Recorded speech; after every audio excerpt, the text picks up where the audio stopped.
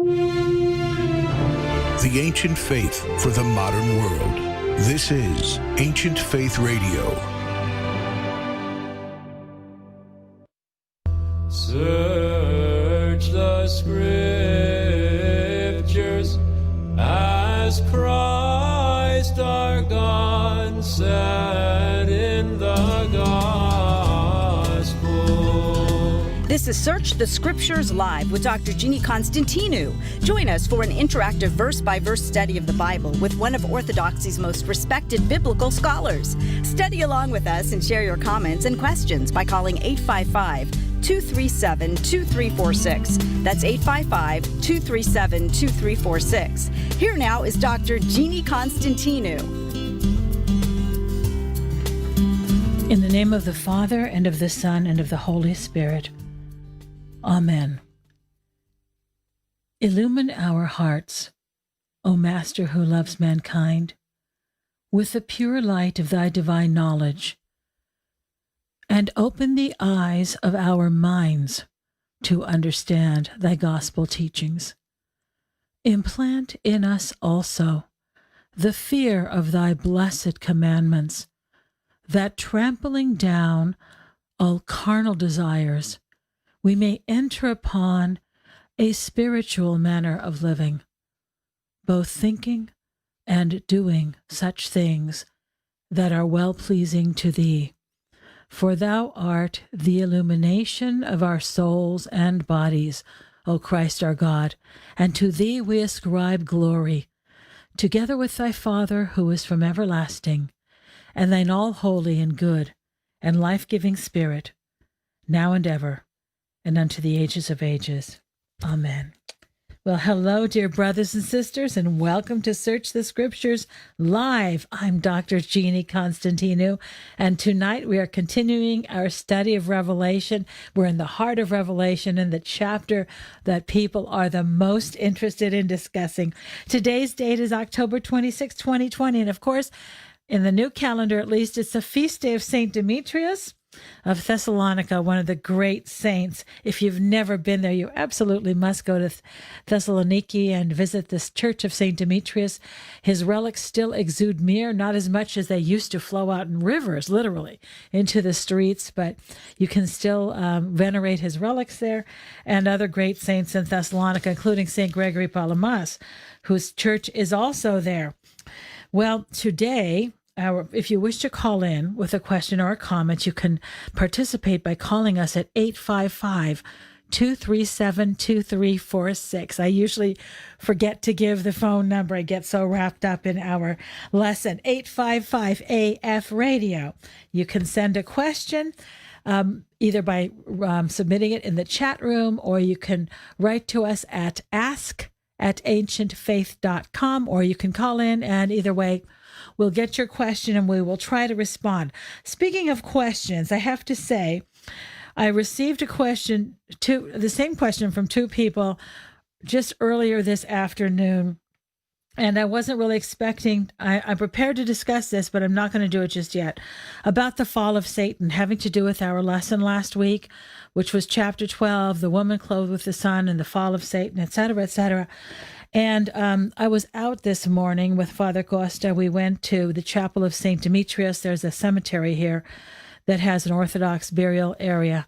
Chapel dedicated to St. Demetrius. We set a memorial for our parents, and there's a little Matin service there for the saint. Nobody was around because of COVID, of course. Usually there's a divine liturgy that's held there.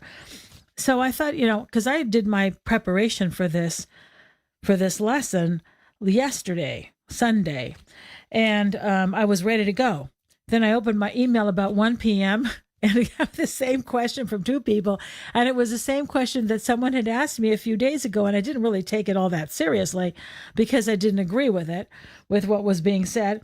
And so I said, oh my gosh, it looks like I'm going to have to discuss this question. But I had to scramble because I've already planned my lesson, you see. So when I ask you folks to try to get me your questions as early as possible, it really helps. Because on Friday, they ask me, what are you going to talk about on Monday, so they can prepare a kind of email or a text, whatever, to promote the show, to let you know what we're talking about. So I don't like to change that. I'm all prepared to discuss this question, but I decided I really shouldn't because, and it's a good question too, because people have been told that I'm talking about chapter 13, you see? So even though I like to continue with or explain something from the previous chapter. Anyhow, Father Costa and I came home from St. Demetrius, and I said, I've got this question. Help me out. So thank God for Father Costa. We start scrambling to find these books to answer this question. I will tell you what the question is. It has to do with the fall of Satan and the timing. Was it before the creation of the world or after the creation of the world or the universe? And that's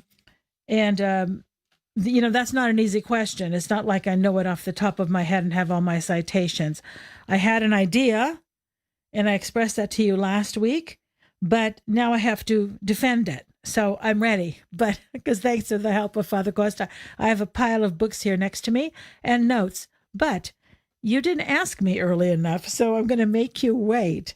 And I hope we get to it today, but you know what? We might not. And then you'll have to wait until next week, because the question, it came up because on another podcast here on AFR, I'm glad you're listening to these podcasts, Father Stephen and Father Andrew said it makes no sense that he fell from heaven before the creation of the earth.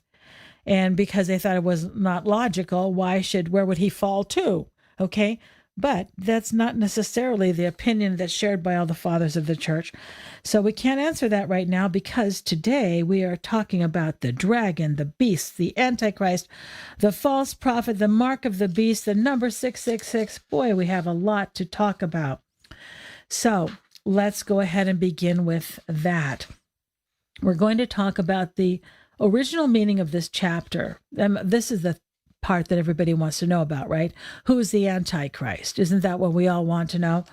So, but we have to go back and look at the history. Who was John referring to as the Antichrist? He had something in mind at that time, but there's also a prophetic fulfillment. So we're going to talk about that too, because you see, prophecy always operates on two levels. There is the present moment in which the prophet is prophesying, and he's always talking about something that is happening at that time. So for all of the prophets of the Old Testament, like say Isaiah or Ezekiel, they're talking about events of their time. They're giving a message from the Lord to the people of Israel. But there's another level in which they are prophesying about something. We don't even know if they realized what they were saying. The prophecy that later people recognized, let's say, as a messianic prophecy or even an end-time prophecy, because they have those too. So there's always two levels. So there's a historical meaning. That's what we're going to talk about first.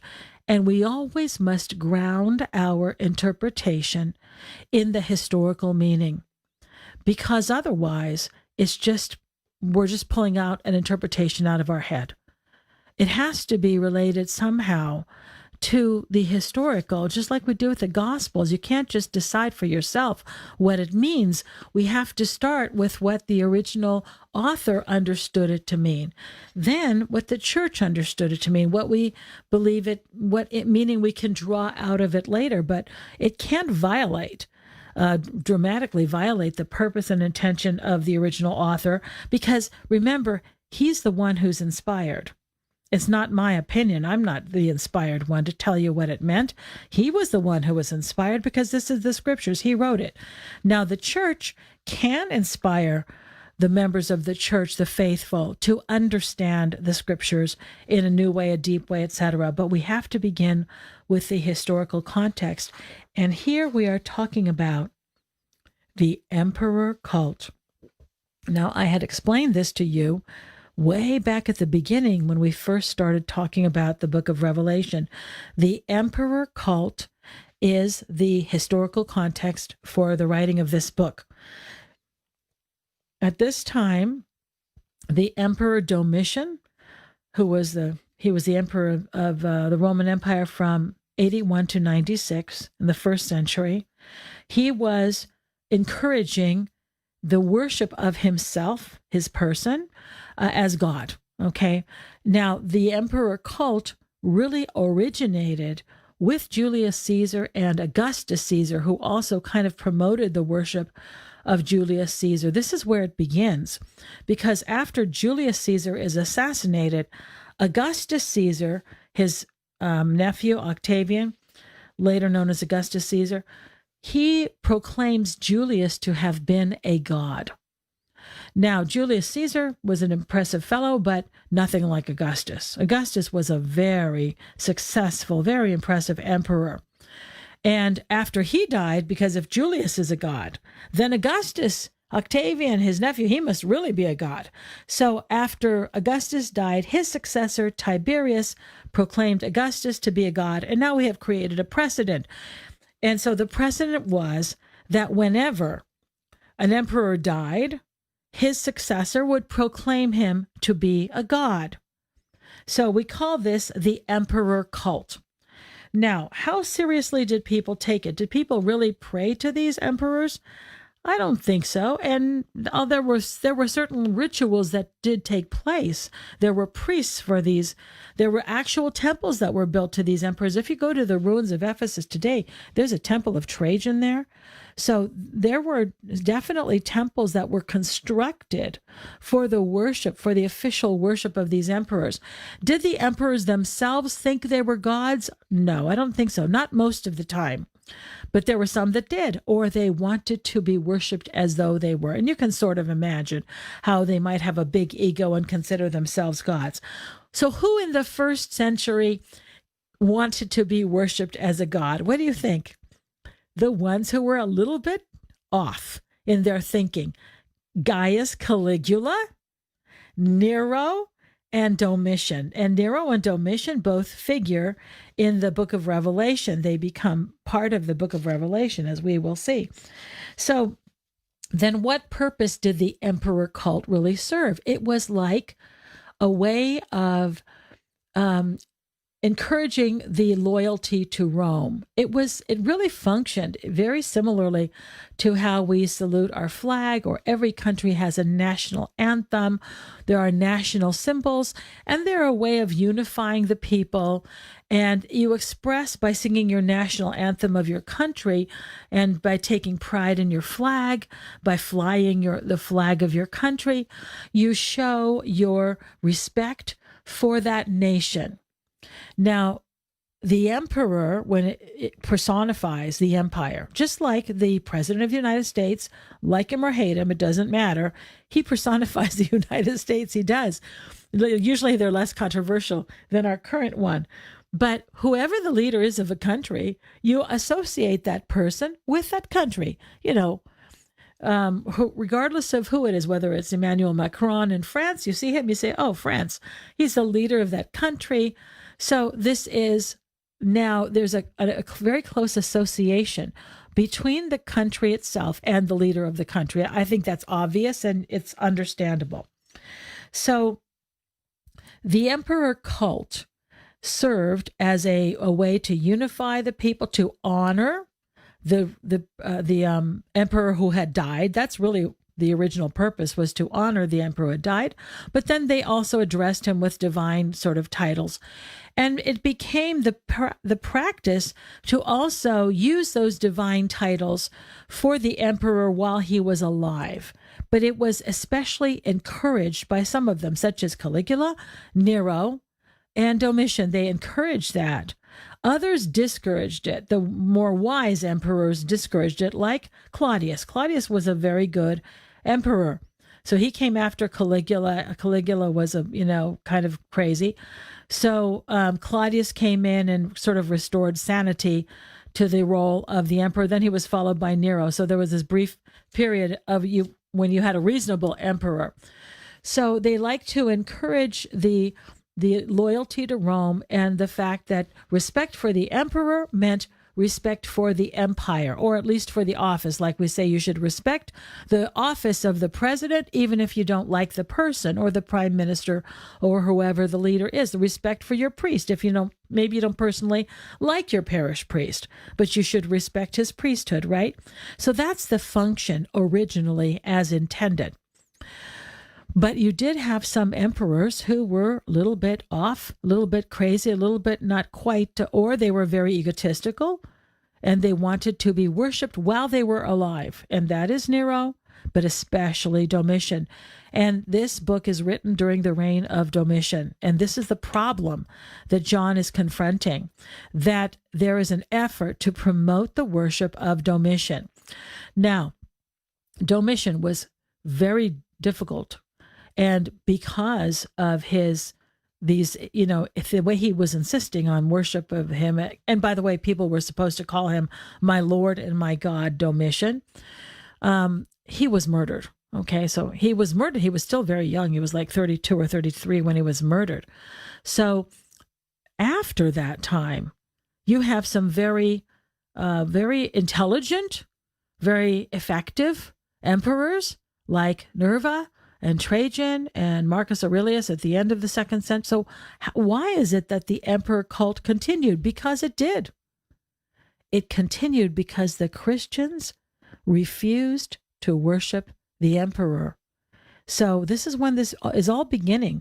When John is writing about it, it's the very beginning of Christian persecution based on the refusal to worship the emperor. Before, Nero's persecution was not about this at all. Nero's persecution was because he was blaming the Christians for the fire of Rome. He didn't really care what they believed in, and he didn't try to give them a loyalty test. He just wanted to escape responsibility for the fire. So he found them a convenient scapegoat. But when it comes to Domitian, they discover that Christians refuse to worship him.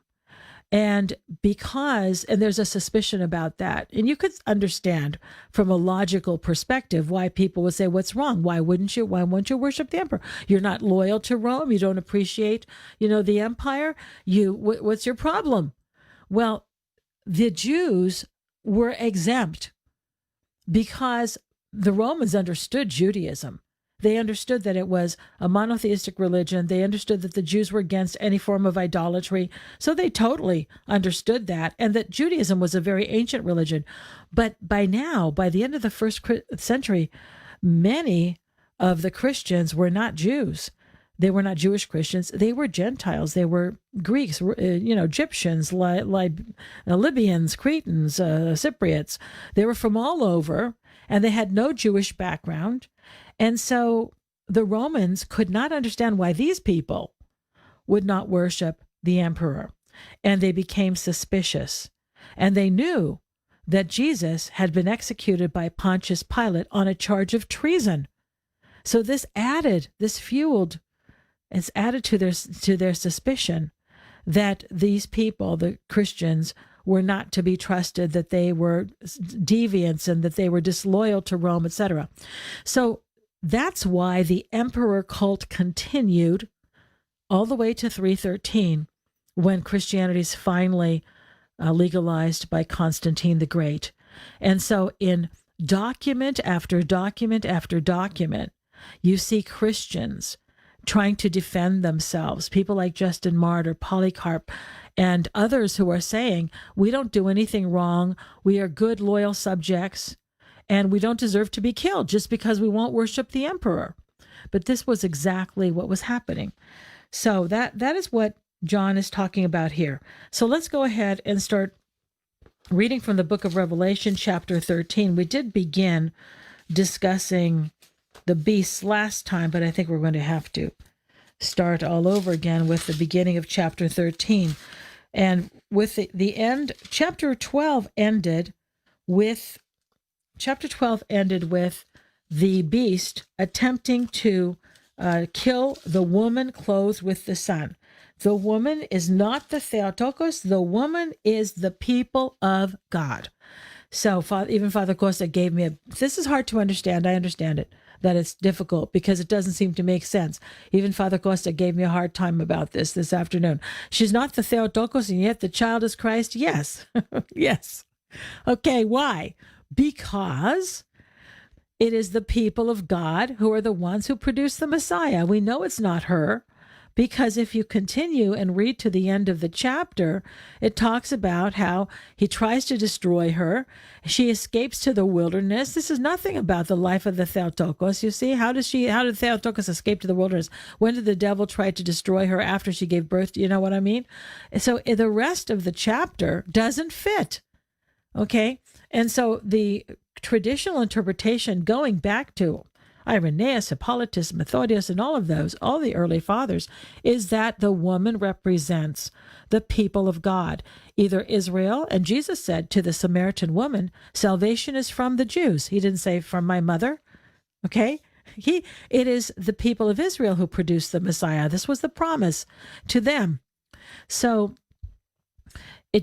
I understand why it doesn't make sense. Can we say it's absolutely not the Theotokos? Well, obviously, she's the one who gives birth to Jesus, but you're missing the point if you try to bring it down to that level where it makes a certain point, a certain amount of logical sense. It has to be her because she's the one who literally gave birth to Jesus.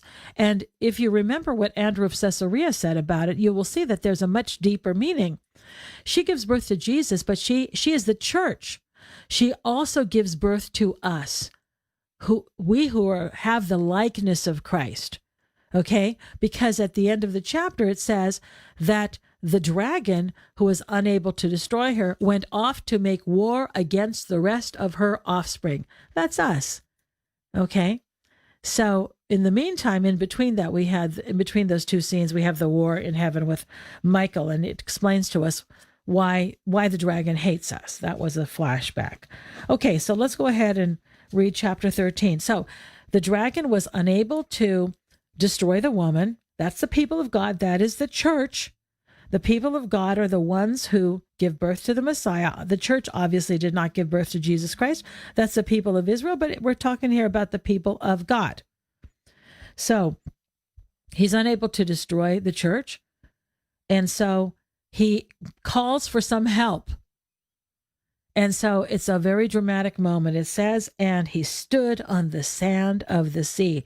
And as the dragon is standing on the seashore, up rises a beast from the sea. And I saw a beast rising out of the sea with 10 horns and 7 heads and 10 diadems upon its heads, and a blasphemous name upon its heads. And the beast that I saw was like a leopard, its feet were like a bear's, and its mouth was like a lion's mouth. And to the dragon, the dragon gave his power and his throne and great authority. Okay, so the first beast here is the beast of the sea. And this represents Rome. This is the Roman Empire. Now, this is one beast. Now, it's described with parts of different ferocious animals, and the images are really drawn from Daniel chapter 7, the leopard, the bear, and the lion. But in Daniel, that is like a succession of kingdoms, and the last kingdom, the horrible beast, is the Roman kingdom, okay, the Roman Empire. But we know that it is the Roman Empire because it is coming up from the sea. And here we have one unified beast, not 4 beasts. He's not talking about a succession, the Persians and then the Greeks and etc. You have the Babylonians, Persians, the Greeks, and then the Romans. You have here one horrific, frightening beast, and it's coming out of the sea. The Roman Empire encircled the Mediterranean Sea, and it was absolutely critical for life in the Roman Empire, for their administration, for trade, and for everything else. It literally was built around the Mediterranean Sea. And so this is understood for this reason and other reasons, that this is the Roman Empire, because it is the Roman Empire which is going to begin persecuting the people of God, the Christians.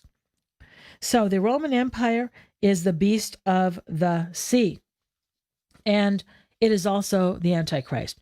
Now, notice that the description, besides a horrific, the image of the different animals. It has a head like one, feet like another, etc., a mouth like another.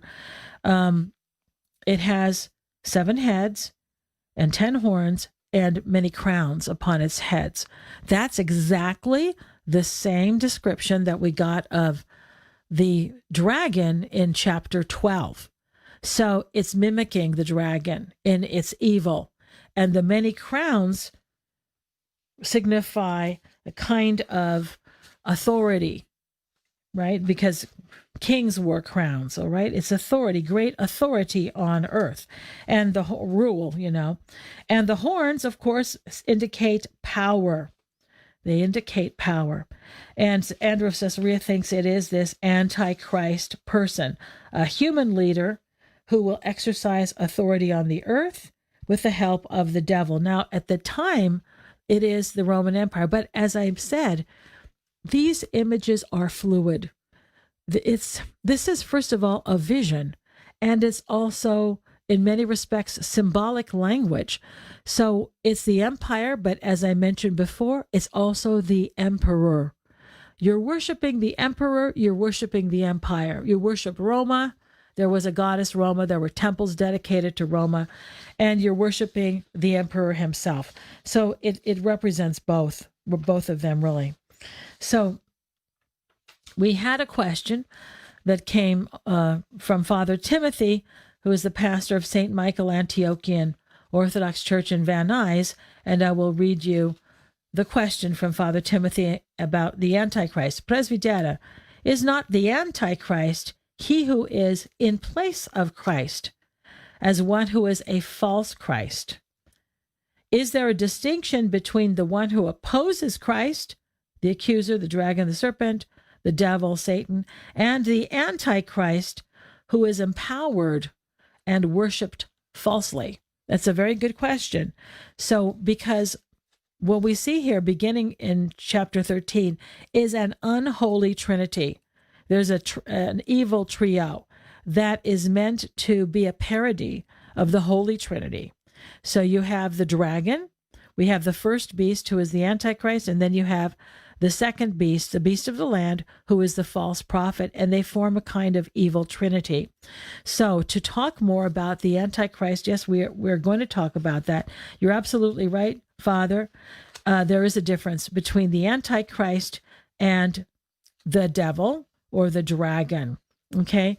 Because some people think of the Antichrist as an embodiment of the devil, literally like an incarnation, but it can't be that. The devil is never incarnate, but he uses people. And he, what we see here with the beast of the sea is that the dragon gives his authority. We haven't read that yet. He gives his authority to the beast of the sea. So he's similar to him. And to it, the dragon gave his power to it, meaning the beast of the sea, his power and his throne and great authority. So when we come back from our break, because we're just about to have a break, we will discuss the meaning of the Antichrist, how the Antichrist has been understood in the New Testament. We have a lot of, and also in early Christianity. So join me after the break. Let's take a break at this point, and then we will finish discussing the answer to this question upon our return.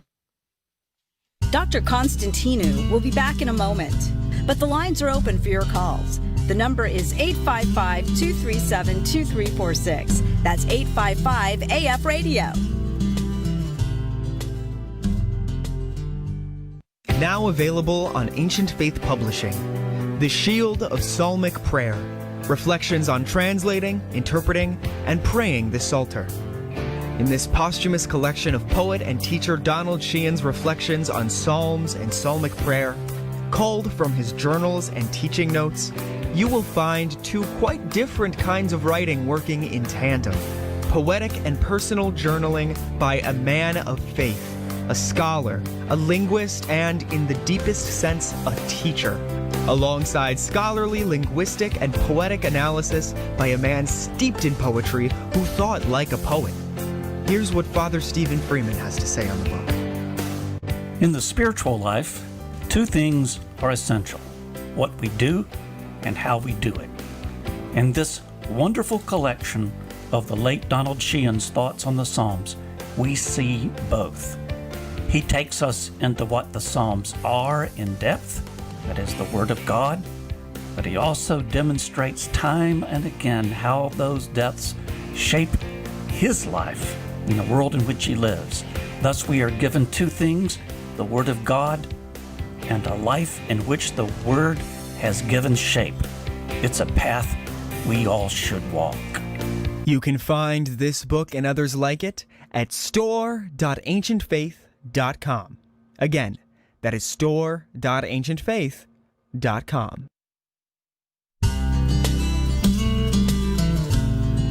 We are back with Search the Scriptures Live with Dr. Jeannie Constantinou. Have a question about the verses we are studying tonight? Give her a call at 855-237-2346. Here once again is Dr. Jeannie. Okay, so let's talk about the Antichrist since we're at it. So the beast of the sea is the Antichrist. He works in coordination with the dragon, who is the devil. He is given his power from the dragon. So the Antichrist does have certain powers, but they're based on evil. They come from the devil. So the term Antichrist is used by John in the writings of John in the New Testament. He is the only one who uses it. And as a matter of fact, it's not here. It's in 1 John. And he assumes that his congregation knows who the Antichrist is, because he says, "You have heard that the Antichrist is coming," what he says in the first epistle of John. So this is to be distinguished from the devil. But anti, the word A, or the letters A-N-T-I, anti, has the same meaning in English, right? That's a Greek prefix. It means in opposition to, instead of, or in place of. It can also mean sort of substitute or counterfeit, but it's understood as a person who is an opponent of Christ. So obviously he's Antichrist. Yes, he is an opponent of Christ, and so is the devil. But the devil is not incarnate, and he's not incarnate in the Antichrist. The Antichrist just gets his power from the dragon, from the devil. So there were people who represented the devil in the past who have certainly been Antichrist. There will be in the future an Antichrist in the end times, and there is one that John has in mind, right here. But also there's other terminologies, words that are used for the person who will come to oppose Christ, to lead people astray. This is one of the characteristics of the Antichrist, and those are false Christs and pseudo, which is the word pseudo, false Christ, pseudo-Christos, pseudo-Christ. And Jesus warns us against that in the Gospel of Mark and in the Gospel of Matthew. He says there will be false Christs, people who say, "Look, there he is, here he comes." Remember that? So there will be false Christs, there are antichrists, and then, of course, Paul speaks about the man of lawlessness, or the lawless one. So all of these personages are human beings who oppose God with the power of the devil. And just as there were false prophets, there were false teachers. These are mentioned in the New Testament and other early Christian writings. False Christ, false prophets, false apostles, false teachers, mentioned in books like Justin Martyr and the Didache, and other early Christian writings. So the characteristics that we see in Christian literature of the Antichrist is that he's going to be the agent of Satan. He's a deceiver. He performs false signs and wonders.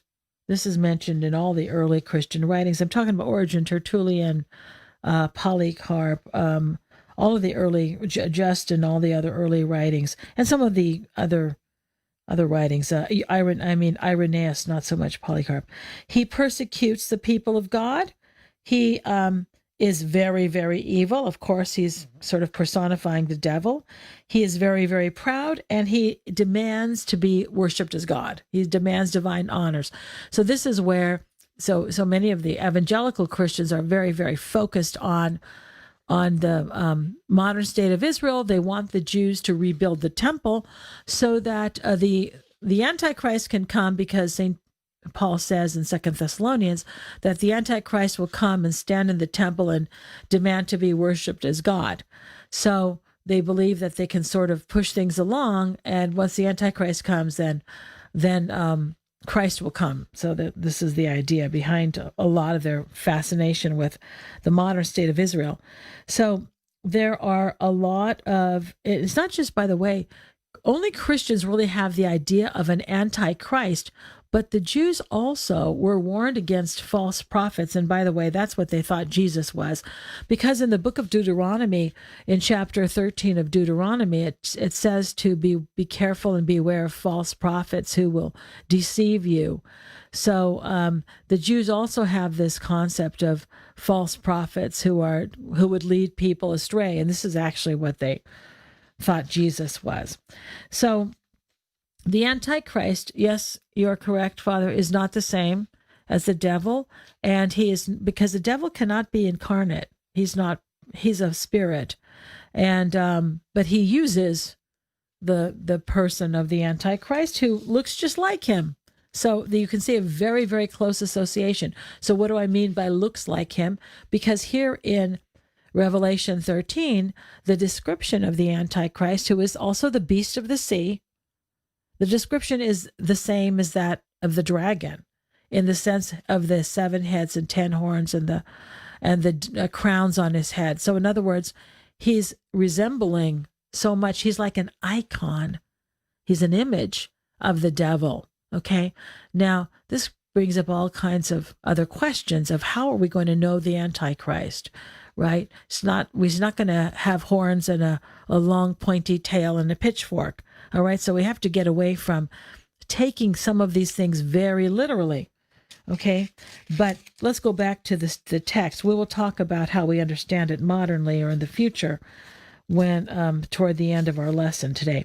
So what is the source of his power? We said it was given to him, right? And actually he receives this power, and actually even elsewhere in Revelation, it uses the same kind of language. It's passive. He doesn't have power of his own. He is allowed to exercise power. So who is the person who allows the exercise of power? Really, it's God. Now, God is not evil, but he allows, for the same reason that he did not destroy the devil yet. The devil is still working, right? And there's a constant battle waged constantly between all the people of God and the devil against us, against all of us, whether we're Christians or not. So, but God allows this. He is allowing us to be tested, and he will allow us to be tested then at the end times. But the point of that is that God is in control. He is the one who has all the power. The devil really has no power at all. And that's pretty hard for us to imagine. And I just encourage you, if you're not really understanding this, you should read The Life of Anthony, or if you haven't read it for a long time, read it again, because the devil knocks on Anthony's door. Anthony opens the door, and there he is and says, "Why are you bothering me?" So the devil's complaining to St. Anthony the Great, and all the monks are harassing the devil, So the point is that he really has no power at all. The demons have no power unless we give it to them. So they have no power over us. God allows us to be tempted. He allows us to be tested in a variety of ways in our life so that we can acquire crowns, right? So that we can acquire crowns, so that we can be perfected. That's the point of our struggle in this life, the life of the arena. That's why we are here, not to pass our life in luxuries and good times and then die and then, face judgment. We have to perfect ourselves as best we can right here in this life. So the devil has this power. And He's allowed to exercise it. And do you remember who he offered it to before? He offered it to the Lord. He offered it to Jesus, didn't he? At the temptation. Look at all the kingdoms. And you could have all this. This can all be yours if you just bow down and worship me. Of course, the Lord refused that, right? And so the point is that I think it's really important for us to remember, and especially for children, because children, they can be frightened easily, and monsters and things like this. We all went through that stage, and you might have children. But even for us, when we wake up, we have a bad dream. We make the sign of the cross. Don't the saints all say that? Make the sign of the cross, and the devil flees from us.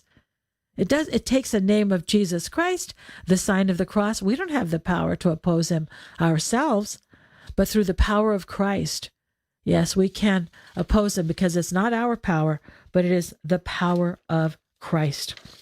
So the dragon, we have this description. And as we continue, because we didn't get very far already, he has a mortal wound. One of its heads seemed to have a mortal wound, but its mortal wound was healed, and the whole earth followed the beast with wonder. Men worshipped the dragon. Geprosekini san to drakondi. That's that word proskino, which we have spoken about so often in this program. Proskino, proskini-san, to bow down and worship. Literally the word that we use when we say, come, let us worship and bow down before Christ, our King and our God. Or in the divine liturgy, come, let us worship and bow down before Christ, when the priest enters with the Gospels. That's a very important word. So men are worshiping, people are worshiping the dragon, using that word. By the way, this is the first time that that word appears in the gospel, in the book of Revelation here. It's the first time that we see this word appear, to prostrate. They worshiped the dragon, for he had given his authority to the beast. And they worshiped the beast, saying, who is like the beast, and who can fight against it? So let's start with the head wound question. The question of the head wound, and we sort of discussed this last week, but I don't remember. I'm not sure how much you remember it. The mortal wound is probably Nero. And I want to talk a little bit more in depth about Nero today, and why most commentators believe that this refers to, or it's an allusion to, Nero, who has come back to life. There's a couple of reasons for that. First of all, it's one of its heads. So it's one of the emperors. Again, the heads they're wearing the crowns, and these are the emperors. So why do we think that it was Nero? Because Nero stabbed himself in the neck. He committed suicide. So at the time of Nero, you see, Nero had become a huge problem for the Roman Senate. And they decided he really needed to go, and quickly. And they issued orders for his arrest. And they were going to, and he knew what that meant. That meant that he was going to be put to death. And he didn't want that, of course. That's a pretty awful thing. And he preferred to take his own life. And that's what he did. So he was, deposed by the Senate, declared a public enemy, and committed suicide on the 9th of June in the year 68. But when an emperor died, normally there was a big funeral and everyone saw the body, but that's not what happened in this case. Nobody saw the body. And so a rumor began almost immediately that he never died, and that he would return.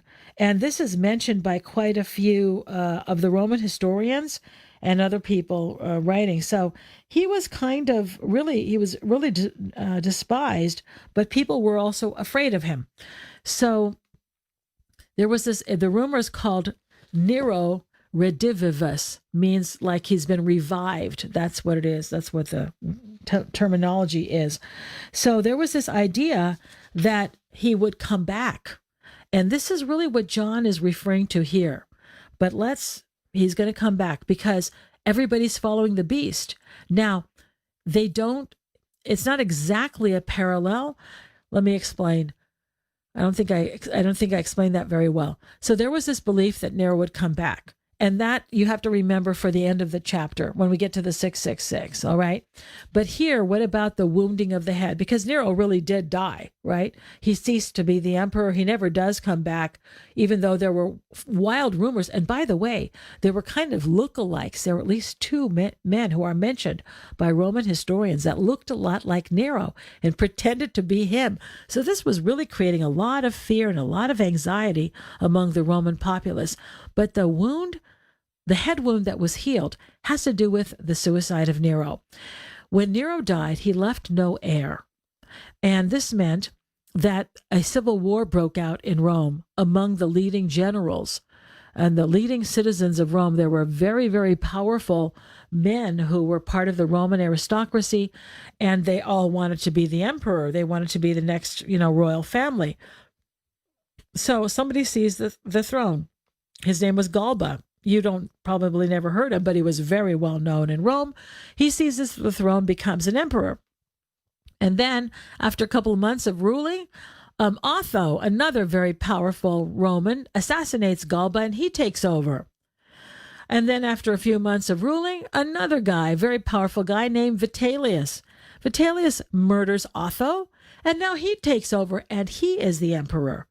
And so this is what I mean by a civil war, because each of these people had a following and they had money and they had power and influence. And now the people of the empire begin to get worried because there's such instability. Maybe this is the end of the empire.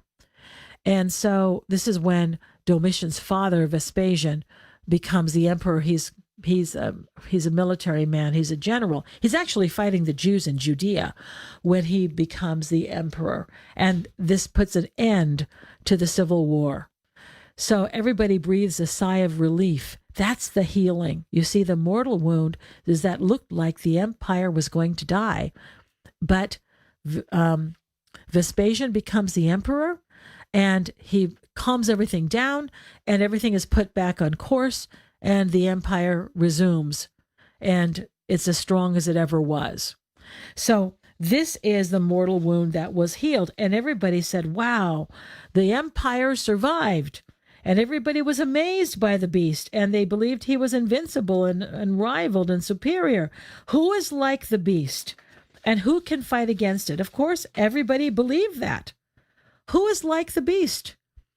And it's also, this is kind of a parody. There's so much of this book that is a parody.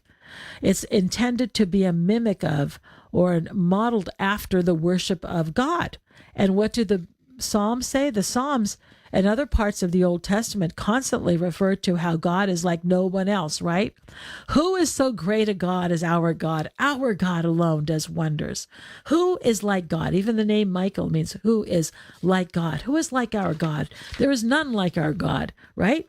So you can see this. This is what the people are saying, and this is why they're worshiping him, you see? So, and also people really believed it was impossible to revolt against the Roman Empire. There's nothing like the Roman Empire. How could you possibly imagine revolting against the Roman Empire? You're bound to fail. So this is what they were saying, and they followed it with wonder, and they fell down before him, and they prostrated themselves before him. And that is that word that we are talking about. Now, what about the actual prostration of a person before the emperor? Did that happen? Well, this is really not a Roman thing, and it's actually not really a Greek thing. That was a Persian thing that people, it's an Eastern practice to literally worship the emperor and to bow down, to put your head down to the ground. You go on your knees and put your head to the ground in front of the emperor. This was something that was done in Persia, and this is where Alexander the Great saw it, and he liked it, and he was beginning, because he was so successful, beginning to think of himself as divine. So he began to try to cultivate this idea of himself as a god. So he introduces it, but the Greeks never really took to this, because remember, the Greeks, they're all into democracy and this kind of thing. The Greeks never really liked that. They didn't really observe that, and the Romans didn't either, but some Some of the emperors liked it. And as I mentioned, it's the ones that I talked about before. Gaius Caligula insisted that people go down on their knees and touch their head to the ground when addressing him. Then after him, Claudius prohibited that.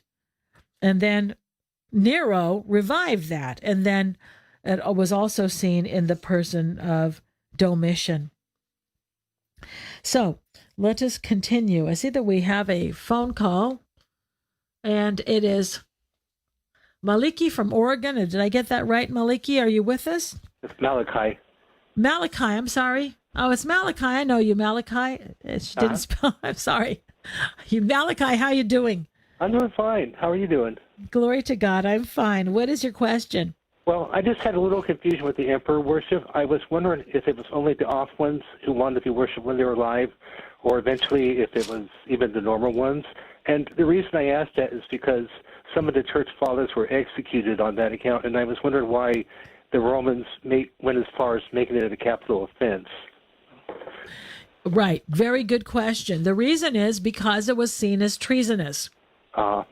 There was this assumption that if you're not willing, the crime became being a Christian. The whole thing gets started as a way to try to find out who the Christians are. Domitian begins it because he wants to be worshipped. But afterwards, it is continued by other emperors because it becomes a convenient way to find out who is a Christian and who is not. So this is sort of it, and it becomes like synonymous with a loyalty test. They assume that Christians are disloyal, and meanwhile, the Christians are all complaining, and they're saying, but we're very good subjects. We're very good citizens. We're loyal to Rome. We pray for the emperor. We don't commit crimes. But to be a Christian itself was the crime, and that's very difficult to overcome. So, this, and we see this, for example, in Justin's first apology. This is how he begins his first apology to the emperor. In other words, his first defense of the Christian faith to the emperor in his time, Antoninus Pius, I think. So he says, why should just being a Christian, the name alone, be a crime? They would say, are you a Christian? You would say, yes, I'm a Christian. Deny Christ? No. Are you a Christian? Yes. They gave them three opportunities to deny Christ and to worship the gods or worship the emperor's statue. And if they didn't, after the third time, they were immediately executed without any kind of a trial. This was really a violation of Roman justice. And the Christians, we're talking about decade after decade, kept appealing to the Romans and saying, why is simply being a Christian a crime? And but it was. And then I think the Romans really began to see this as something treasonous, as suspicious. But there's something else, Malachi. What happened was, after the first century, in the second century, and then especially in the third century, as the number of Christians grows, because it was constantly growing, which is very surprising. It doesn't really seem to make logical sense. As the number of Christians grows, the empire is in decline.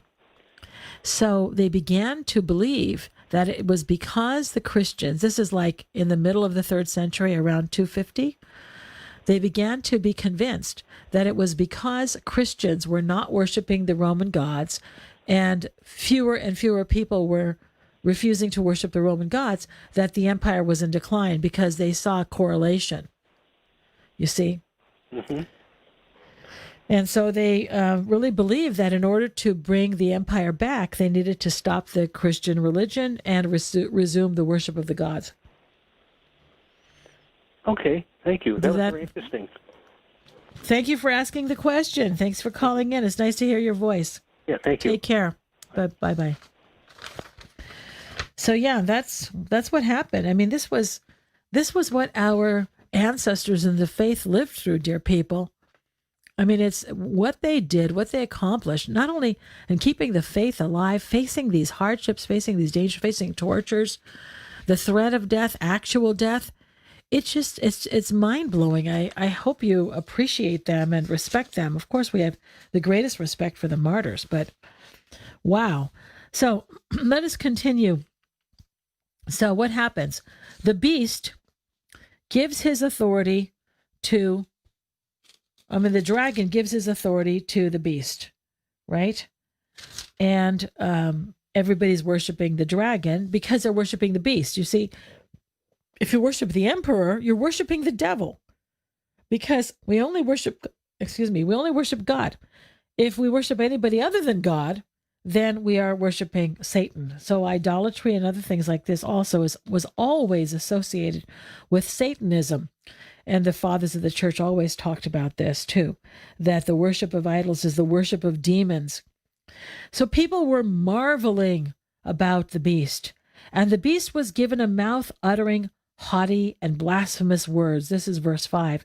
And it was allowed to exercise authority for 42 months. You see that way it is expressed? He's allowed to exercise authority. It opened its mouth to utter blasphemies against God, blaspheming his name and his dwelling, that is, those who dwell in heaven. It was also allowed to make war on the saints and to conquer them. So this is what's happening. So he doesn't have power in his own right, but he is allowed to make war on the saints and to conquer them. So let us continue. And authority was given it over every tribe and people and tongue and nation, and all who dwell on the earth will worship it, everyone whose name has not been written before the foundation of the world in the book of life and the Lamb that was slain. Now, before we go any farther, there's another way to translate that verse. I don't know which version you have, but it can also mean everyone whose name has not been written in the book of life of the Lamb who was slain before the foundation of the world. So let's talk about that, because it grammatically, what does before the foundation of the world, what does it modify? What is it referring to? Is it referring to being written in the book of life before the foundation of the world? Or is it the Lamb who was slain before the foundation of the world? And that's kind of interesting, because you get a very different interpretation depending upon what you think it is. So if your name is written before the foundation of the world in the book of life, does that suggest predestination? Maybe.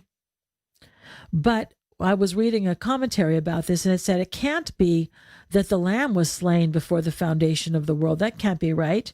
You can understand that he was destined to be slain, but how could the Lamb be slain? But it is. It's referring to the slain Lamb. And there are other hints of this in the New Testament, this idea that even before the creation of the world, God knew, the Father, the Trinity, knew that the Son would have to be incarnate. They knew that we would sin and that somebody would have to come and die for us. They knew all of that.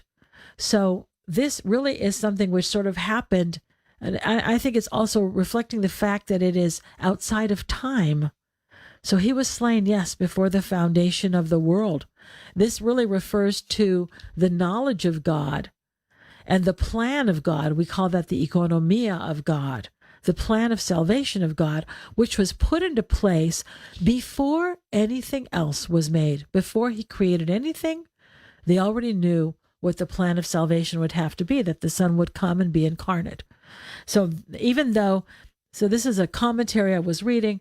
This is a person who doesn't know the fathers, right? Because he's a Protestant commentator, very nice commentator, very good commentary. And yet you see how you would understand that verse very differently if you don't understand what the fathers say about the fact that this knowledge and this actual kind of reality, he's going to be slain before the foundation of the world. So the beast is given a mouth to utter haughty and blasphemous names, and is allowed to exercise this kind of authority for 42 months. We've seen that number before. And that is a significant period of time. It's the same as 1,260 days and 3.5 years. Okay. So he's going to have power over them. It is given to him. He's allowed to exercise power, and he's allowed to kill the saints. He's going to be able to do this. Now, what does it say next? He was given power to make war against the saints and to conquer them. He who has an ear, let him hear. If anyone is to go to captivity he goes. If anyone is to be killed with a sword, by the sword he must be killed. This calls for the patient endurance and faithfulness of the saints. In other words, you're not going to escape this. If you're destined to die by the sword, you're going to die by the sword. If you're destined to be beheaded, you're going to be beheaded. Whatever is going to happen to you, this is going to happen. And this calls for what? Rapture? No. It calls for the patience and endurance of the saints. This is what the whole book is about. The fact that we must accept whatever temptations, whatever trials, whatever trials face us, we're supposed to conquer. How do we conquer? By dying. If we're called to deny Christ or to worship the beast or the devil, we don't do that. Instead, we stick with Christ. And if it means that we're going to die, this is what we have to accept. So this is really what the whole point of the book is. That's why the rapture makes no sense with respect to the book of Revelation, because again and again and again, he's saying we have to endure and we have to be patient and we have to accept these things. If this is what is going to happen to us, we shouldn't look to be raptured up. This calls for the patient endurance and the faithfulness of the saints. So let's take a break at this moment and we'll come back after the top of the hour. Dr. Constantinou will be back in a moment, but the lines are open for your calls. The number is 855-237-2346. That's 855-AF-RADIO. Are you struggling in your walk with Christ? Do you want to rediscover your reason for living, the person you were created to be? Renewing You, a priest, a psychologist, and a plan, gives you the keys to unlock areas of your life that hold you back from fully experiencing the renewal and transformation God has in mind for you. Co-authored by a priest and a psychologist, Renewing You combines principles of spiritual growth with psychological tools to help you become your best self, fully connected with God's purpose for you. Reverend Dr. Nicholas Lowe is a priest, and Dr. Roxanne Lowe is a clinical psychologist. In their new book and in their ministry, the Lowes are a marriage of two different worlds and fields of study. Their work unites the seemingly opposing fields of faith and psychology to support the kind of inward reflection that leads to lasting outward transformation. Find out more and pre-order your copy, Renewing You, a priest, a psychologist, and a plan. Do it now at store.ancientfaith.com. That's store.ancientfaith.com.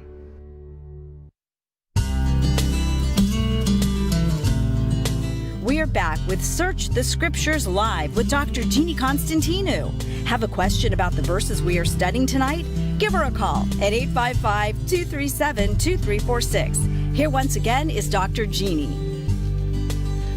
Okay, let us continue because we have another beast to discuss. And this is the beast of the land, or the beast of the earth. So this is verse 11. Then I saw another beast which rose out of the earth. It had two horns like a lamb, and it spoke like a dragon.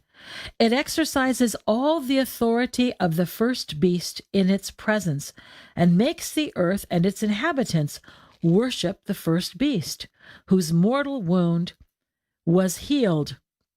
It works great signs, even making fire come down from heaven to earth in the sight of men, and by the signs which it is allowed to work in the presence of the beast, it deceives those who dwell on the earth, bidding them to make an image for the beast, which was wounded by the sword and yet lived. So let's just pause right there. So here we have the second beast. And how is it described?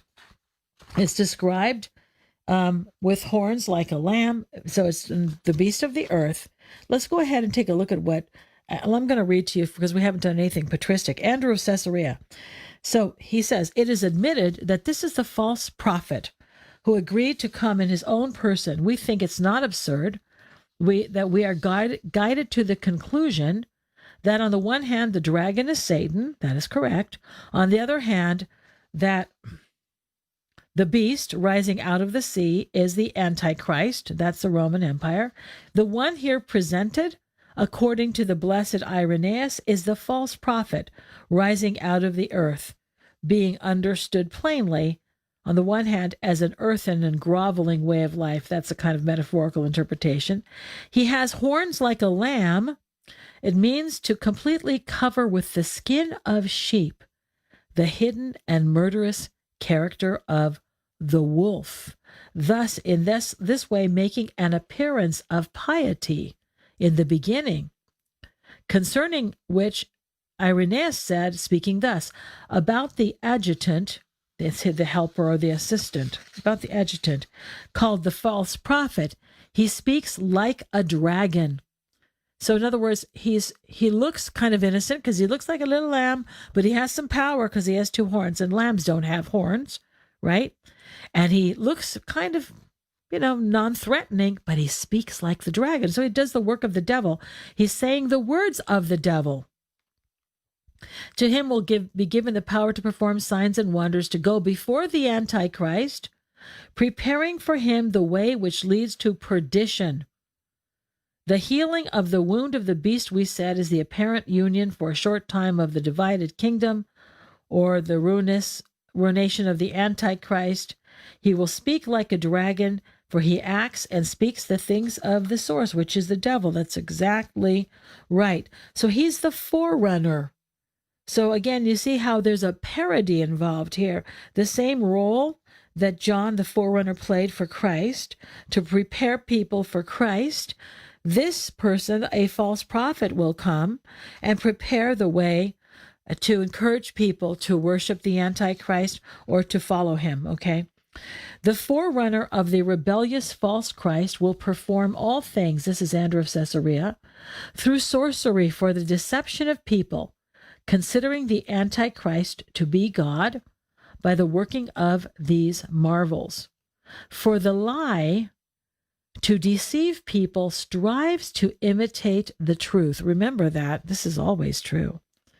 The lie strives to imitate the truth because people are looking for truth.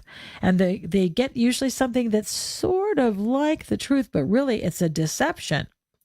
We're going to see how this is true, especially toward the end of this chapter when we get to the 666. So he's going to deceive the people, those whose hearts dwell on the earth. But those who have acquired citizenship in heaven. So you see, he's the beast of the earth. So look at what Andrew does with this. Those who have acquired citizenship in heaven, for them the perceptions do not deceive, because they have been made secure by the prophecy of his coming. So what does all of this mean? Who is the beast of the earth? Who is the one who is trying to deceive people and encourage people to worship the emperor, to worship the Antichrist, to worship the beast of the sea? I'm using that language, which we know to be the empire and or the emperor, who is the personification of the empire. Who would that person be? It can be only one of two people. It's either the governor of the region of Asia or the priest of the cult. And many of the descriptions that we have here really fit this idea of a cult, because there was a cult in which an imperial cult, and the priests promoted the imperial cult, and they wore crowns which had believe it or not, had little tiny busts of deified emperors. We know this from Roman historians. The priests who were the priests of the Flavians wore a crown. The Flavian dynasty is Domitian's dynasty. Vespasian began the Flavian dynasty. He was succeeded by Titus and then by Domitian. They wore a crown with a little image of Jupiter, an image of Juno, and an image of Minerva, and the image of Domitian. Okay, so what is it that they're doing? They're encouraging people to worship the emperor. That's his job. And he does this in the presence of. Now, this can be very misleading if you don't understand what it means, and not beyond. Before the face of, in the presence of. This is a Semitism. This is a Hebraic expression, which means with the authority of, or before, in the presence of. And this is what we see in the, I go before the face of the Lord. Doesn't necessarily mean that he's literally present. But there was a lot of emperor worship in Asia. And this is, of course, John's region. And he's writing this whole apocalypse to the 7 churches of Asia. And this was a big problem, especially in Pergamum. You have to reread the letters to the 7 churches where Satan dwells, where there was a very strong cult. And there was also in Ephesus, lots of encouragement to participate in these rituals for the worship of the emperor. So how did these priests, this was a big deal. A priest, especially of the Imperial Cult, was a person of very high position. And they wanted everybody to do their duty and show their respect for the emperor and the empire and their loyalty. And so they really pushed and promoted the worship of the emperor. And how does he do this? We see that they performed signs and wonders. Now, what is this about? This actually does have a historical basis too. I have no doubt that at the end times, when the real Antichrist comes and the real false prophet, the final one, that they will do signs and wonders, because, of course, the devil can do signs and wonders, right? The devil can make himself appear like an angel of light. They can do a lot of things. So this is why, of course, Christians know this, and this is why we become concerned, and we are worried that we will become deceived by these signs and wonders. So how is this actually a detail which has a historical component as well? Well, there were statues which were made to do or perform sort of signs and wonders, and lots of references to statues speaking, statues sweating, and also many of these priests were trained in the arts of magic, so they could make it look like they were doing miracles. And if you can imagine how today, something that you might consider like a science experiment where you combine 2 things together, 2 substances, and then something really remarkable happens, like fires or something, over like you put vinegar and baking soda together, things like this. People knew how to do these sorts of things back then too, and they used them to deceive. And also there are books that talk about how to appease the gods, how to get them to speak. There were sort of spells, that sort of special effects. They were supposed to give certain things to the statues. And people really actually believed that the gods inhabited that statue. They really did believe that. And there are 2 different words here that are used. One is statue, and one is like image. The image of the beast is icona, like the word icon, or agalma, which is the word statue. And they really did believe that the statues contained the god to some extent, and that the god could speak. And a lot of this has to do with sorcery, dear people. They really believed, and that there were sort of potions and spells, and this is why the fathers of the church, it's not just that they were sort of naive and to think that, this is the worship of demons. It really was in a lot of ways. because you can see how the demons would want to encourage idolatry and maybe even create these little experiences, these sort of satanic experiences, to encourage the worship of idols. So this is why you see again and again, it's not just, so when they speak against idolatry, the fathers of the church, early Christians, the reason why they speak against it, Justin Martyr and Irenaeus and others, it's not just that they don't think that intellectually you should worship other gods, because we always try to intellectualize everything. It's not just about that. It's that it really was the worship of demons. And this is why people were supposed to avoid any association with idolatry, like eating meat offered to idols. So let's continue. As we continue, we see that he's going to give people the mark, right? So, and by the signs which it is allowed to work, these are the wonders, he bids them to make an image of the beast which was wounded by the sword and yet lived. That's the emperor, right? And it was allowed to give breath to the image of the beast, so that the image of the beast should even speak and cause those who would not worship the image of the beast to be slain. You see that?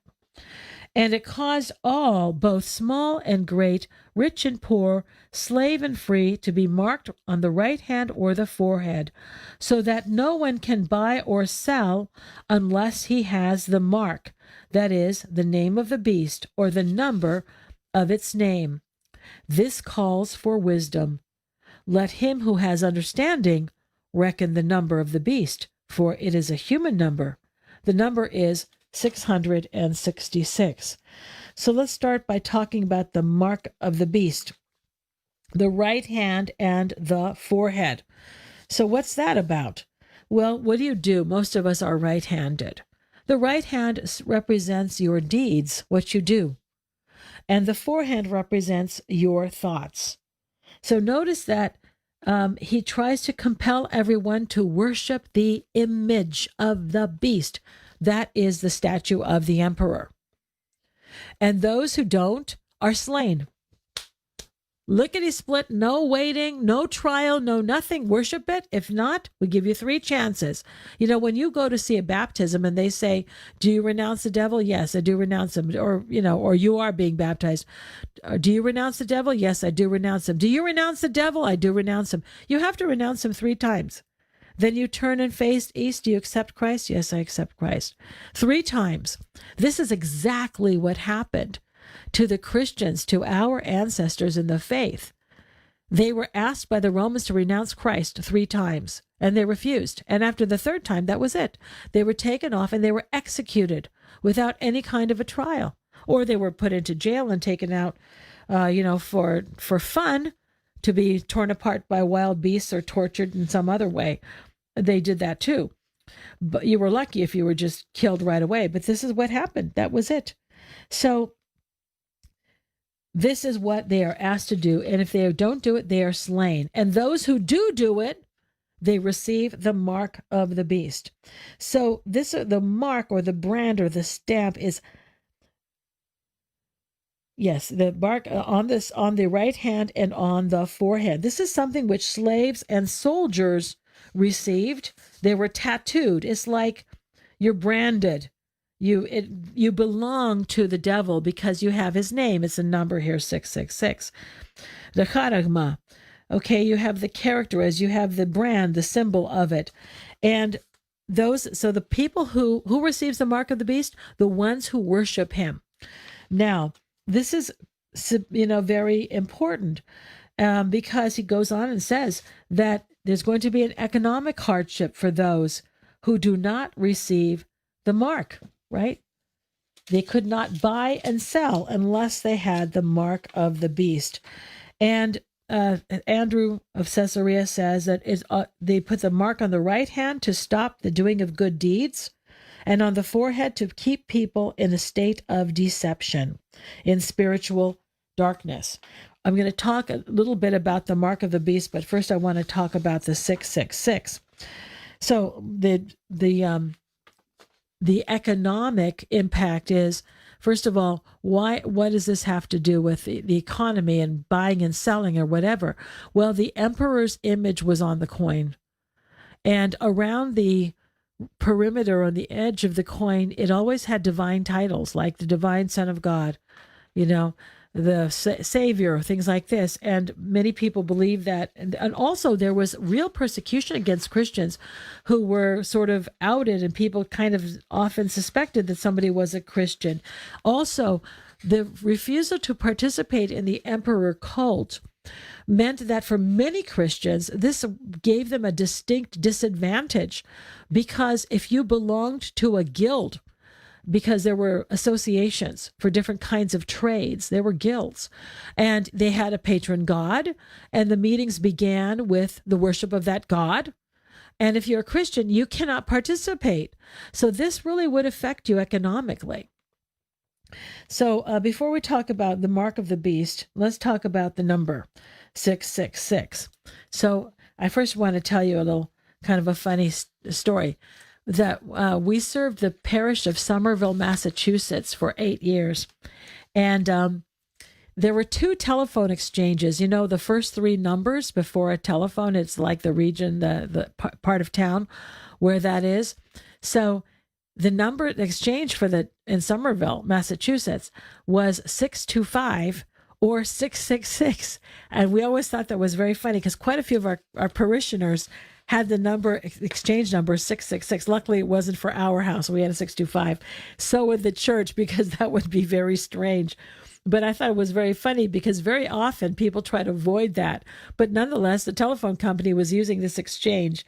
And one time, Father Costa a monk called our house, and there was this very nice lady in the parish. He wanted her phone number. So Father Costa said, okay, here it is, 666. And the monk totally freaked out. It was very funny. But it was real, it was her actual number. Very, very nice church lady. So why the number 6? Because remember what I said before, evil always tries to imitate good, and it falls short. So it's a perversion. And so 6, remember, perfection is 7. So 6 is an attempt to be like 7, but it falls short. Now, what is the 666? Well, the 666 is Nero Caesar. Now, how is this? Well, you all know what Roman numerals are. We all had to learn that in school about Roman numerals. The shapes of numbers that we have today did not exist back in this time. Those are Arabic numerals, right? You've heard that before. The way you would write a 4 or a 5 or a 6 or a 1 today is an Arabic numeral. The Arabs were great mathematicians, and they invented these symbols for numbers. Prior to that, for the Jews and also for the Greeks, a number was a letter of the alphabet. And you can still see this today in our church books, especially if you belong to a Greek parish. So let's say you have a service book, and you have a Greek page on the one side and the English page on the other, and your English page says Psalm 50. And you look over, just glance over sometime at the Greek page, and it will say Psalmos and the letter N with a little accent on it. So the numbers were written both for the Greeks and for the Jews with letters of the alphabet representing certain numerical values. And then they would have it looked like an accent on the upper right part of the number. So if you write out Nero Caesar, it adds up to 666. So here's how. This is, of course, but in Greek, I don't think it works as well in Greek. But in Greek, for example, alpha is 1, beta is 2, gamma is 3, delta is 4, epsilon is 5, and then 6 is a funny kind of combination of S and T. Okay. Zeta is 7, eta is 8, theta is 9, iota is 10, lambda is 20, mi 30, etc. goes down, and 50 is N. Okay, Xi, Omicron is 70. You'll see the letter O. That represents the Septuagint. In the Greek Church, when we write an abbreviation for the 70, it's not LXX. That's what we do in English. But in a Greek writing, it would be the capital Omicron, the letter O, in capital with a little hashtag next to it, a little accent to let you know that it's representing the number 70. So everyone's name has a numerical equivalent, and this is called Gematria, or Gematria, people say. This was very popular in antiquity, and people loved it. They kind of you could write out your name in the alphabet, and you could figure out what your numerical value it is. It was also a way for sort of sweethearts to communicate. And we actually have writings, graffiti in Pompeii that says, I love the girl whose name is 525. So people love this sort of thing. Everybody understands how this works. So Nero Caesar, if you want to know, because some of you probably do, here's how you would spell it. Okay, Nero Caesar. Of course, it goes from right to left. So nun, resh, vav. Nun, the word nun, there's an N, is 50. Resh, 200. Vav, 6. Nun, 50. Kof, 100. Samek, 60. And resh, 200. So together, that's basically of course, because the Hebrew alphabet doesn't have any vowels. Those are all the consonants. It would be spelled N-R-O-N. Well, they put that in there too. Not really. Oh, N-R-N. QSR. That's for the letter Kof. Vav. I think I put Vav. It should be in there too. But you can't really, I guess, N-R sort of W-N, really, N-R-W-N, Q-S-R. Okay, Nero and then Caesar. Now, what about the 616? Because some of you are wondering about that, because in some manuscripts it says 616. That's found in some Latin manuscripts because they have NRW. They don't put the N at the second N at the word Nero, and that adds up to 616. But certainly we're confident that the original is 666. But if you write it in Latin transliteration of a Hebrew, then sometimes it comes up at 616. That's why you have that. That's just a variation, a scribal variation to make sure that it works in Latin. But originally, and we know this for sure because an Aramaic document was discovered that writes the name of Nero exactly like the way I just spelled it for you. NRWNQSR. But the Q stands for a Hebrew letter or an Aramaic letter. You have to understand that. So now, this is Nero Caesar. Now, wait a minute. I thought we said that Nero died. Nero died in 68. He committed suicide, right? And John is writing in maybe the year 95, 93, 94, 95. So how can the Antichrist be Nero? Because he is the epitome of evil. He was the first one to persecute the church. And this is why I asked you to remember about this legend that Nero would come back. Now, I'm not saying that John believes that Nero has come back to life. I don't think that at all. But Nero is symbolic of all evil. Just like today, whenever somebody wants to insult someone, they say, you're like Hitler, right? Everybody's Hitler, okay? Whenever they really want to. That's really what it represents for us, okay? Now, how have people interpreted the 666 throughout history? Of course, I think the church knew. The church knew that this was Nero Caesar. So the point is, the point is here that Nero has come back in a way in the person of Domitian, because Nero was the first person ever the first Roman to persecute the Christians. And under Nero, in the years 65, 66, after the fire of Rome, everybody suspected Nero of setting the fire. So after the fire of Rome, he wanted to deflect attention away from himself and find someone to blame. So he blamed this little community called Christians, and he blames them for the fire. And 979 Christians were put to death in the most horrific manner imaginable. They were covered with blood and animal skins put over them and put in the arenas and torn to pieces by hungry animals. They were crucified, of course. They were tied to poles, large, tall wooden poles, very tall, and covered with tar and set on fire to be torches to illuminate Nero's parties at night. I mean, the kinds of horrors that those first Christian martyrs suffered is beyond imagination, and it had to have severely impacted and traumatized the church. Obviously, not everybody died, because this happened only in the city of Rome. But of course, and other people were beheaded, like St. Paul. So it is in this persecution, Nero's persecution, that both Peter and Paul die as martyrs, along with them 977 other people. That's a lot of people.